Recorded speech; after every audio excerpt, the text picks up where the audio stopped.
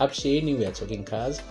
This is the Swift, a Suzuki Swift 1.2 GA, and this is the 2023 model. So from this area over here, you can see that it is quite a familiar face. There's a face that we've seen over a number of years. There may have been one or two improvements of facelift, but the entire silhouette remains the same. So like a Porsche, it doesn't really change much, it simply evolves over time. You find this big headlights which are reminiscent of the Swift, and below it is this new grille which then feature a chrome strip running across it. On the lower bumper inset though, you don't find fog lights on the GA model. That is reserved for the higher variants, the higher spec variants. Moving over to the side, you find big and chunky 14-inch rubber tires, and which are great for the potholes and uneven roads, but not so much for the looks. If you want alloy rims, you can then opt for the higher spec variants, because these ones are steel. You then get these non-color coded mirror housings or mirrors, but at least you benefit from a color coded door handle. The sloping roofline reminds me of that of the Kia Soul. Am I the only one who thinks that, yeah, this car is just a mini version of that? I don't know. Anyway, what do you think of that? So before you start thinking this car is a two-door, it isn't. Where you normally expect to find your handle, which is over there, it is housed over there. And it feels good to hold and use. I like that. So the GA model also offers you rear PDC, which you can see the sensors over there, which is amazing. It's nice to have, especially for a car in this segment. From the rear, it's a standard affair, nothing too fancy. I like it. You know, it's one of those cars you either think they look good or not, like the Nissan Juke, you know, really good. But for me, it gets a stamp of approval. I think I do like the Swift. It's cute. Let's access it from the front. Accessing the Swift, you then look at this big door pocket. In fact, the door is big as well, which opens really wide. Wow, didn't really expect that. It opens really almost like a 90-degree angle over there. So this is all plastic, but it is built to last. I am not complaining. Great, it's a nice plastic. Door handle offers good feedback, and the material used, you know, so the buttons are quite solid. Everything is built to last. Yeah, you can then open it and unlock your car over there, lock your windows over there, and the driver only benefits from a one power up or down window switch. So everything else you then press and hold to, you know, use it to your functionality or your liking. A big door pocket, so you can fit a file, a book, a laptop, and a whole host of things. A nice feature, which is a drinks holder over there. Stepping inside the Suzuki, these seats have an integrated headrest. Yeah, if I didn't know better, in fact they're very comfortable, eh? Yeah, I must say, very soft and squishy. If I didn't know better, I would easily quantify this as sort of like sport seats. Well, I'm reaching, but yeah, they look amazing, you know, and very soft, I must say. So you can then adjust it all the way to the back to access the area. And stepping inside the Swift, you know, it's a nice affair inside here. Nice steering wheel, which is flat bottomed, and yeah, instrumentation is quite basic as expected. So this is what you get as far as the instrument cluster goes. You get an aftermarket radio with space for possibly, yeah, makes sense to put a wallet in there or your phone. You get a manual air conditioning system, which is clearly laid out, you know, nothing too complicated, easy to use, and no nonsense car. And I really do like that. It feels good to be in one like that. And you can then adjust the temperature just like that. You know, you show the wheel for cold and hot, and then obviously your aircon button over there, and your window demister from there. Right at the bottom you get space with 2 drinks, not adaptable, but who's complaining? A 12-volt power supply and space, which is nice and deep, so you can also put a phone over there or something else. How is it built though? I think it looks great. Carbon fiber. Well, for the purposes of this video, let's refer to this area as carbon fiber. Really looks nice, you know, clean. and everything feels solid, like it is where it should be. Nice. A manual handbrake, you know, solid. Yeah, I don't know what to call this. Is this a drink holder for the rear passengers or what? I am not too sure, but it's there should you need to use it. And accessing this area, it's quite deep, and yeah, there's a lot of space for you to then use over there. I like that. So the Suzuki is straight to the point, no iffiness about it, no funny things, and it is solidly built. The seats are very comfortable, they are finished in cloth, and they offer you really good support from this area. As you can see, it's nice and recessed, so this area then comes out, which then supports you in corners. And not that you would be driving really aggressive in corners in the car, in the Swift. And yeah, it looks really good. So moving swiftly along to the rear, let's really look at what it then. Accessing the rear of the Swift, use this nicely designed door handle, which is housed over there. Nice and clean design, and space is quite good. So the seat is all the way to the back, hence the limited leg room. But yeah, a car of this size, you don't get much more than that. You can really use it. It's functional like that. Let's start with the door cut from the rear as well.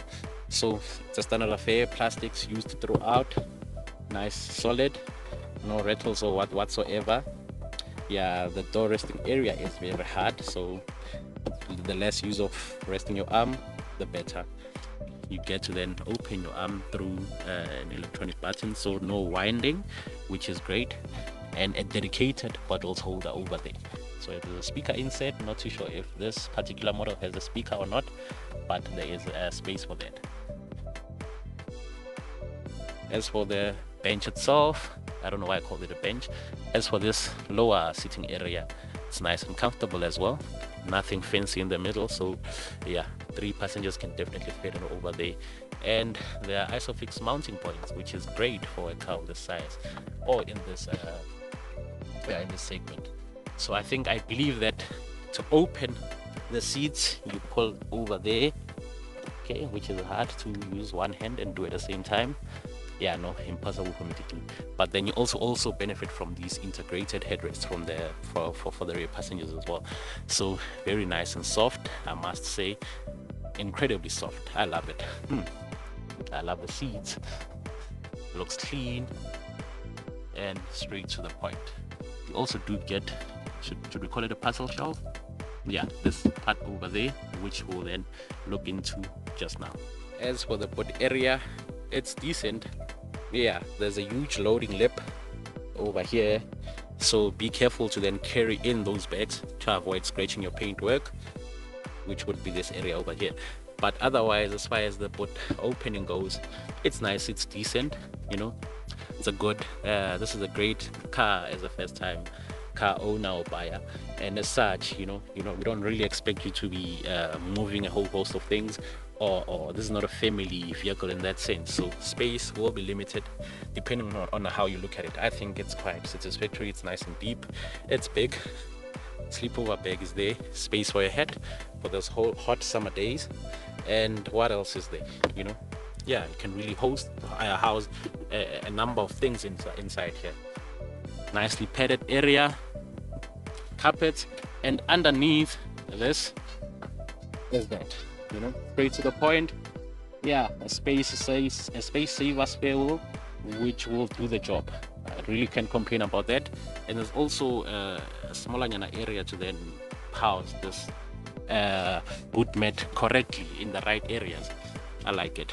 So here, space for your jack is housed over there. Great, simple, straight to the point.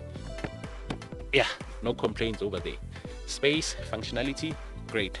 Also like that this part also goes up. I remember in the Datsun Go, when it first launched, these parts were not in there. Were they? I am not too sure, but I don't think as you opened the boot this would go up as well. So nice to have this in the Swift. And to close it, there are also nice grab handles or grabbing points to close it. Yeah, well done, Swift.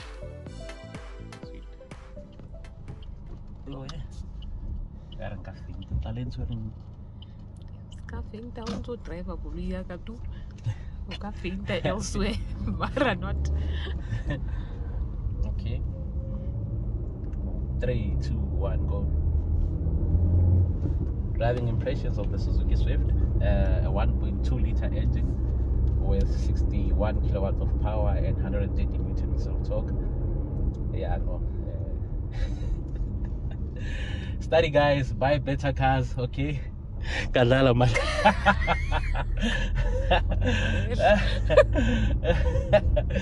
Okay, start. So, driving impressions of the Swift with a 1.2 liter engine. It offers you 61 kilowatts of power as well as 130 newtons of torque. And going uphill in third gear, yeah, it's a slow poison. It'll get there eventually. Can't stop making these jokes. But anyway, on a serious note, so the car is fairly decent. You know, it's quite peppy, especially going uphill in third gear. I'd expect to like downshift to second and put it through its paces, but so far so good. And now it's picking up speed as the road is starting to become straight. Okay, this is a cul-de-sac. I must go back. Oh, it's not. You can go straight. Okay. Yeah. So that gear once again, and now you can feel its agility and its, you know, prowess. It's quite comfortable, I must say. Yeah, the big tires are aiding to that, so the road is quite uneven, but nothing is coming through onto the interior of the Swift. It's very comfortable. It's easy to throw around, and yeah, I really do like that. Okay, I need to do a U-turn over here. Nice and small, nice and easy to maneuver. A quick turn is all it takes, and that's done. Now we go back. Yeah, what a pleasant little car to drive. Really impressed. No rev counter though, but so you can throw bolts and you know when to upshift, or maybe when it starts screaming at you. Sorry about that. Yeah, but engine wise, it's quite powerful, I must say. Especially, I didn't really expect it to be this. Yeah, to be this forgiving on the road and this powerful. I like that. What a nice and mint 1.2 liter engine. Fuel economy, we're currently averaging 19.1 kilometers per liter. So as if a quick math equates to indeed the claimed 4.9 liters per 100. Yeah, this is the 5.1 or somewhere there.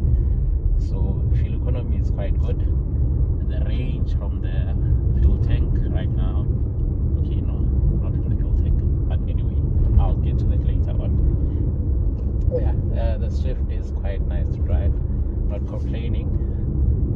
Steering wheel is fairly light, but fairly direct, not too direct, not too vague, but yeah, it's a good compromise of the two. Let's go left over there. Okay, no, let's go right. Precedence only. We don't decide over here. And then yeah.